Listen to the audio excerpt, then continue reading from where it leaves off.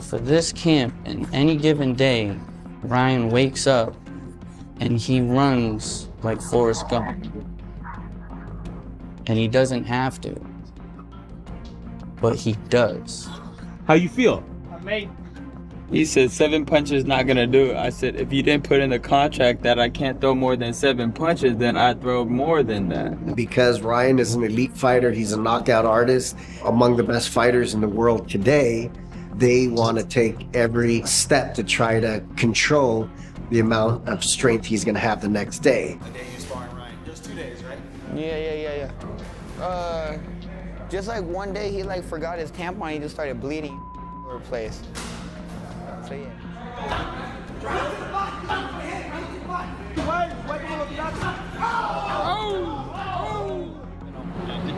52 years, bro. And it's in the hood, bro. It hasn't closed down yet. You wanna know why? Because this place is good. Way more expensive. Ryan's fast as shit.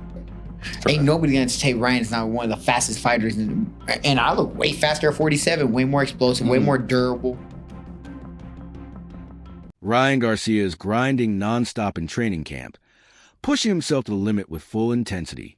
With Romero working alongside him, the sessions have become even more competitive and focused, helping Ryan fine-tune his speed, sharpen his timing, and build unstoppable confidence as he gets ready for a showdown with Mario Barrios. Hey, go forward now. Yeah.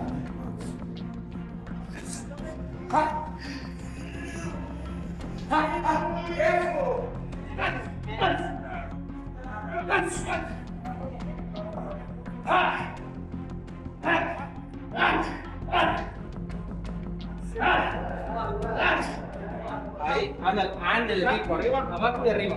Arriba, abajo, eso. Adelante y atrás. Échale, hijo, 5 minutes here. A ver. And 1 and...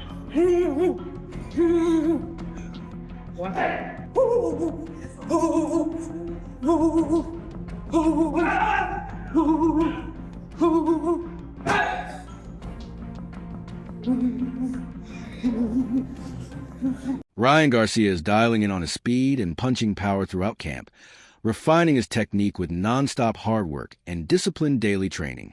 Una,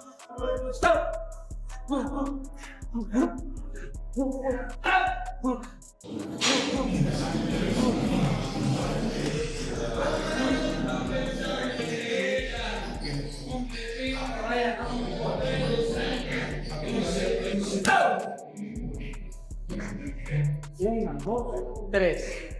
Y luego 4 y 5. La que está haciendo la cabeza. 1, 2, 3, 4, 5. Y aquí. Sí, güey. Ya. 3, 4, 5. Y ahora. After. 3, 4, 5. Romero has stepped into Ryan Garcia's training camp, raising the level of intensity every single day as they push each other to the limit. Together, they're fine-tuning speed, boosting power, and locking in their focus through relentless dedication and hard work.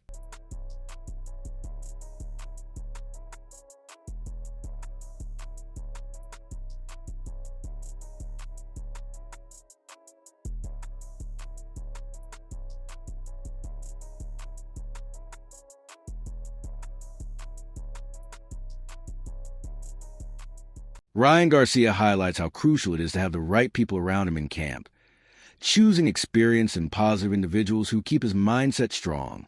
Their presence fuels his motivation, sharpens his focus, and helps him stay fully locked in on his goals. Down that day, we're picking each other up. 6, 7, 8, 9, 10. We feel so good. We're in this together. We're like the same person, different hair color. It's just good to have like-minded people that are ready to take advantage of the opportunities, and we're not gonna let it slip. We're all building our own legacy, and when we get in the ring, you guys are gonna see something special. After sharing rounds in the past, Romero, and Ryan Garcia have brought that experience into camp, training side by side with mutual respect. They push and encourage one another every day, helping each other improve and grow stronger with every session.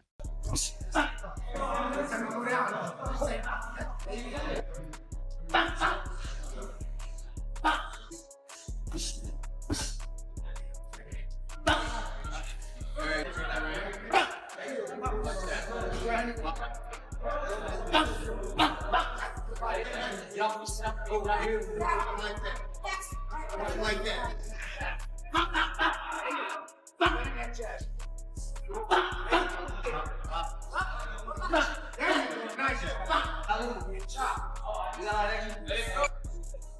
Mario Barrios stays self-assured, pointing to his ring experience and years of competition as key strengths. He believes the seasoning and time in the sport give him the edge in every department heading into his clash with Ryan Garcia. Have coming to this fight is just overall just like everything. You know, my experience, you know, who I've been in the ring with, who I faced. I think, you know, the boxing IQ, I think I had that on my side. You know, heart. I think, yeah. He does have experience. Max Kellerman and Robert Garcia gave straightforward reactions to the news of Ryan Garcia facing Mario Barrios, placing more attention on Ryan's current camp setup than on his natural ability. They noted that Garcia is now training under his father rather than working with well-known coaches like Eddie Reynoso, Derek James, or Joe Goosen. Robert acknowledged that Ryan's father built his amateur foundation and clearly has real experience, but he questioned why Ryan cycled through several elite trainers only to return back home. In his view, that back and forth raises concerns about stability, structure, and leadership within the camp. Which I'm not saying the dad is not, you know, the dad brought him through the amateurs, but when he left his dad or went to seek a different trainer, before he came back to that, he went through 3 different trainers. Wow. That means all 3 are not good enough to, you know, they're all 3 are the best in the world. Here's the question. Did Ryan Garcia ever allow those trainers to be the boss? That's why he's back with his dad, because he's the boss. That's why. Yeah. Look, Joe Goosen, I know Joe Goosen. My brother used to train with him. He's not gonna just let you get away with stuff like that. Derek James shouldn't either. Eddie Reynoso doesn't need. He's made so much money with Canelo that if you want to come to me, it's gonna be under my rules. And if that didn't work, then Ryan's back. So that's Kellerman questioned whether Ryan Garcia has truly embraced the discipline that comes with elite coaching, noting that top trainers expect full commitment, strict structure, and accountability, not selective effort. He implied that success at the highest level requires surrendering control and trusting the system. Robert Garcia added that respected coaches like Eddie Reynoso or Derek James already work with world champions and won't lower their standards for any fighter. If a boxer struggles to accept that authority, growth can stall. Both analysts hinted that this lack of stability might benefit Mario Barrios, whose reputation for consistent preparation, physical size, and ring experience, along with a structured camp, could ultimately play a decisive role in the fight. To even pull that off. See, that's the thing about boxing, and Big Baby Miller pointed it out, because there's no structure. And hopefully that'll happen with Zuffa Boxing, and I am a part of Zuffa Boxing, full disclosure. You know, the first fight coming up on the 23rd. Oh, congrats, Max. Congrats, but you need some I got 2 kind guys of. on that card. There so you go. Good. You need some kind of. Right. So, well, the undercard has not been announced yet, but yeah, we could talk about what names, but yeah. But we need some kind of structure. In the NFL, the guy has to sit there for the media interview. He shows up on time. Yep. He's got to do it. Yep. And to give you an NFL analogy, think about the Broncos, right? When they had Russell Wilson over there and he had his own office and everything. And it was nothing, it was dysfunctional. Then they hired Sean Payton. Cut it out. As a coach, that's like going to train with Goosen or going to train with a world-class trainer, right? And you knew as soon as Sean Payton got there, ain't no one's going to have their own office. And you turn around. Boxing analyst Wade Plemons shared a balanced take on the Ryan Garcia versus Mario Barrios matchup, posing the classic debate. Does a great coach build a fighter, or does a great fighter elevate the coach? He pointed to Joe Goosen's respected history in the sport, emphasizing his reputation for developing and refining talent, especially now that Barrios is training under him. Plemons wondered whether the experienced trainer can introduce fresh strategies or adjustments that Barrios may not have gained during his time with Bob Santos.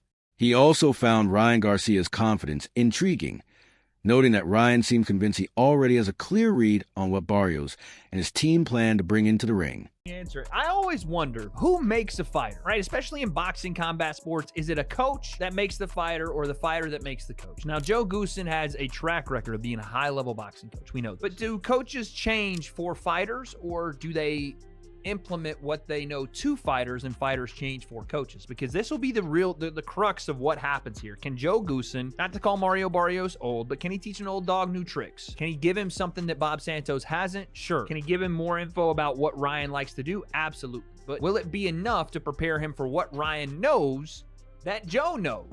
And how Joe trains fighters, and how Joe runs a camp, and how rigid he might be. And even that last part, Ryan's talking about information leaking maybe from Joe, or that Joe was leaking information about Barrios, or about, I'm not sure who he was talking about, Ryan, about Barrios, but He also alluded to Garcia's claims that he has insight into Barrios' training approach, though it's unclear how much that information truly matters.